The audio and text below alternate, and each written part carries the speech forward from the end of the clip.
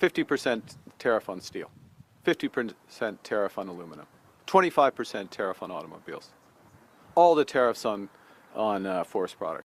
I want you to hold on to just one number. From everything you're about to hear, 85, that's it. Because right now, even with all the noise, tensions, and political posturing, roughly 85% of trade between Canada and the United States is still moving across the border without tariffs. So when you hear talk coming out of Washington about Canada needing to pay just to begin negotiations, it raises a serious question. Who is really trying to gain leverage here, and who might actually be bluffing? Something unusual happened this week in Washington that didn't get nearly enough attention. A senior U.S. trade official stood before Congress and made a striking comparison. He said that over the past year, only 2 countries had responded to U.S. economic actions, with retaliation China and Canada. That framing matters better. It places Canada, America's closest economic partner, into the same category as its biggest geopolitical rival. That's not just rhetoric, it's a signal about how the current situation is being viewed inside parts of the U.S. government. And if you have investment savings, or even just a general interest in where the economy is heading over the next few years, this situation deserves your attention, because what's unfolding now could influence North American trade dynamics for a long time. One of the most important details has been buried under all the headlines. Multiple reports suggest that the U.S. is setting conditions before formal trade discussions can even begin. In other words, Canada's being asked to make concessions upfront before sitting down at the negotiating table. These include issues like dairy access, provincial alcohol regulations, and digital policy rules. That's a critical distinction. This isn't bargaining within negotiations. It's setting terms just to start them. And that changes the entire tone of the standoff. Canada's leadership has responded clearly. The Prime Minister made it known that his country will not accept dictated terms. He emphasized that Canada also has its own concerns that need to be addressed. And when you look at those concerns, the situation starts to look far more complex. Canada is facing heavy tariffs from the United States on several key industries. Steel and aluminum are being taxed at very high rates. The automotive sector, cars and parts, is also under pressure. Additional duties are affecting lumber and other natural resources. These aren't small issues. These industries form a major part of Canada's economy and support large numbers of workers. This is where the imbalance becomes obvious. The U.S. is asking Canada to make adjustments in areas like agriculture, alcohol distribution, and digital policy, important issues. We're relatively contained in economic scale. At the same time, American tariffs are hitting massive sectors that involve billions of dollars in trade. Canada has already taken steps in the past to ease tensions. It removed a number of retaliatory tariffs and even scrapped a planned digital tax that would have affected large tech companies. That move was presented as a gesture to move negotiations forward. But months later, there has been little visible progress. From Canada's perspective, this creates a pattern, giving concessions without receiving anything meaningful in return, and that's exactly what current leadership is trying to avoid repeating. Meanwhile, the tone from Washington has become increasingly sharp. U.S. officials have criticized Canadian policies, particularly around alcohol sales, calling them unfair to American producers. Some comments have gone further, suggesting that Canada relies heavily on the strength of the U.S. economy. But not everyone in the U.S. agrees with that approach. Some American lawmakers have pushed back, warning that aggressive rhetoric and pressure tactics could damage the relationship. They've pointed out real economic consequences already happening. Especially in areas like tourism, travel between the 2 countries has declined. Noticeably fewer Canadians are visiting the United States, and that drop is being felt in local economies. At the same time, Canadian domestic tourism is growing, suggesting that spending isn't disappearing. It's just shifting. Despite the heated language, there are also signals that the United States does not actually want to dismantle the current trade agreement. Officials have acknowledged that key parts of the deal still work well and benefit American industries.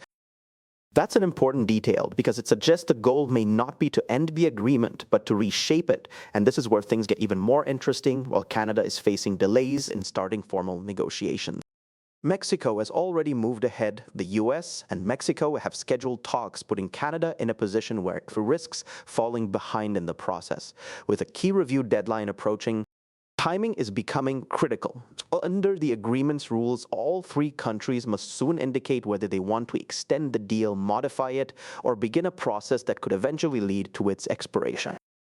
This doesn't mean everything ends immediately, but it does introduce uncertainty. Canada's trade officials have signaled that they're not rushing. They've described the upcoming deadline as a milestone, not a breaking point that suggests a willingness to take a longer, more strategic approach. And that strategy is becoming clearer. Canada is building a broad, coordinated position. That includes voices from across politics, business, labor, and industry.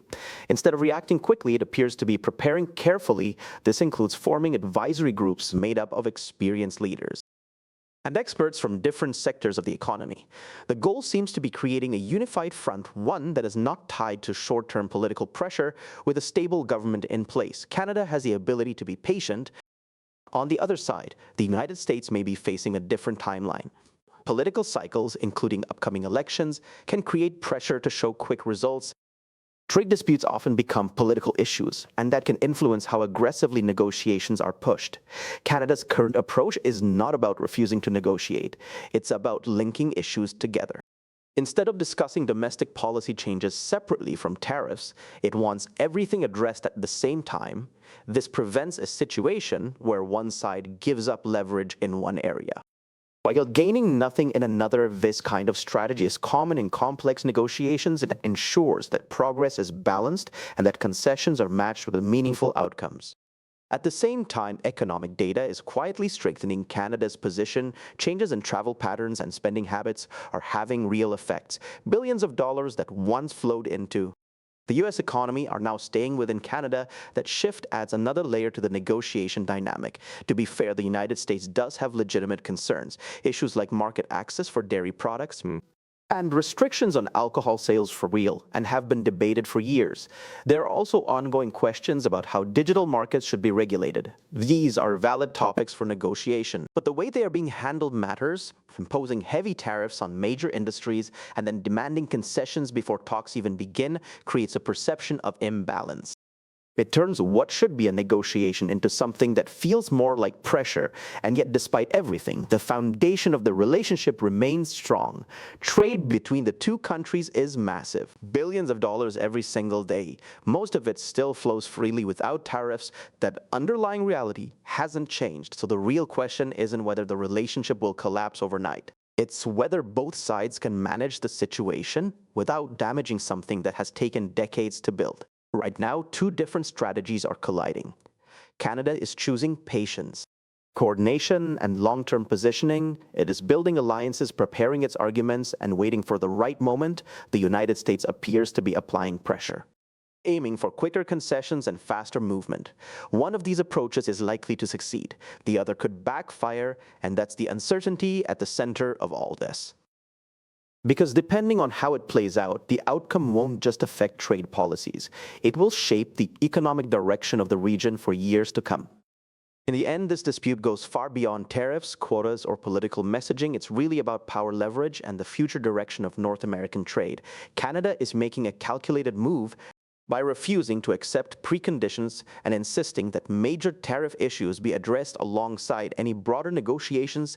It's a strategy rooted in patience, balance, and long-term thinking. Rather than rushing into talks under pressure, Canada is positioning itself to negotiate from strength backed by industry data and internal unity. On the other side, the United States is applying a more aggressive approach, using economic pressure and urgency to push for quicker concessions. This tactic may deliver short-term gains, but it also carries risks. Pushing too hard could strain one of the most deeply integrated economic relationships in the world, creating consequences that extend beyond politics into jobs, industries, and everyday consumers. What makes this moment especially critical is timing. With key deadlines approaching and negotiations already moving forward with other partners, Canada faces the challenge of holding its ground without being left behind. At the same time, the U.S. must decide whether pressure tactics will truly lead to better outcomes or simply deepen resistance. This is a test of strategy versus speed. Will patience and calculated positioning lead to a more balanced deal? Or will pressure force an early breakthrough? The answer will not only define the outcome of these talks, but could also reshape the economic landscape of North America for years to come.